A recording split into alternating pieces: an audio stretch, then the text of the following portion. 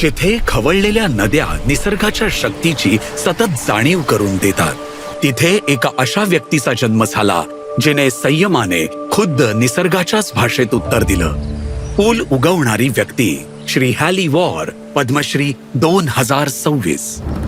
भारताच्या सुदूर पूर्वेकडील पर्वतांमध्ये जिथे मॉन्सून आपली कहाणी जोरदार प्रवाह आणि वादळांमधून लिहितो, तिथे लोक निसर्गाशी संघर्ष करत नाहीत, त्याचं ऐकतात. 1957 साली इथेच मेघालयातील सोहराजवळच्या सिएस मध्ये खासी टेकड्यांमधील साध्या लोकांमध्ये हॅली वॉर यांचा जन्म झाला.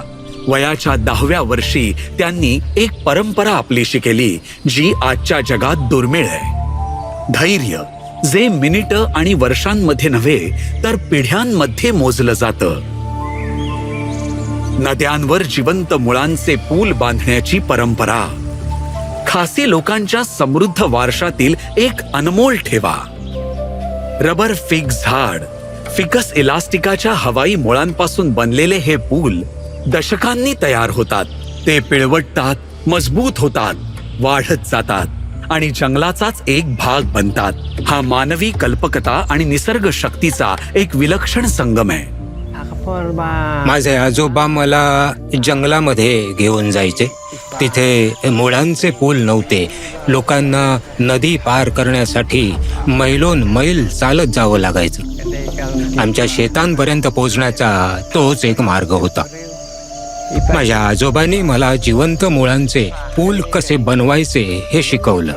त्याने मला शिकवलं की मुळं कशी निवडायची आणि त्यांची काळजी कशी घ्यायची. जोवर ती मजबूत होत नाही तोवर नदीच्या पलीकडे त्यांना आधार द्यायला शिकवलं. ते मला म्हणाले की हे पूल केवळ आपल्याला नदी पार करायलाच मदत नाही करत, तर ते आपली ओळख सुद्धा आहेत.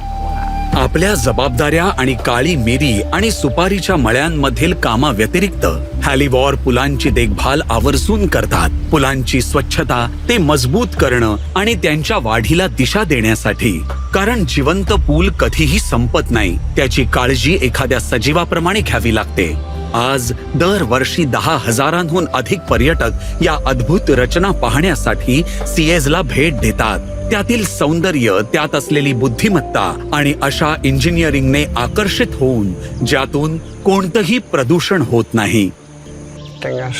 मला आनंद आहे की मेघालयात आम्ही आमच्या परंपरांना महत्त्व देतो आणि जिवंत मुळांचे पूल वाचवण्याचा प्रयत्न करतो. त्यामुळे केवळ मलाच सन्मान मिळाला नाही, तर माझ्या कुटुंबाला, माझ्या गावाला, माझ्या आजोबांना, माझ्या वडिलांनाही सन्मान मिळाला, ज्यांनी मला निसर्गासोबत जगायला शिकवलं, त्याच्या विरोधात नाही. श्री हॅली वॉर, पद्मश्री 2026. कोटी कोटी प्रणाम.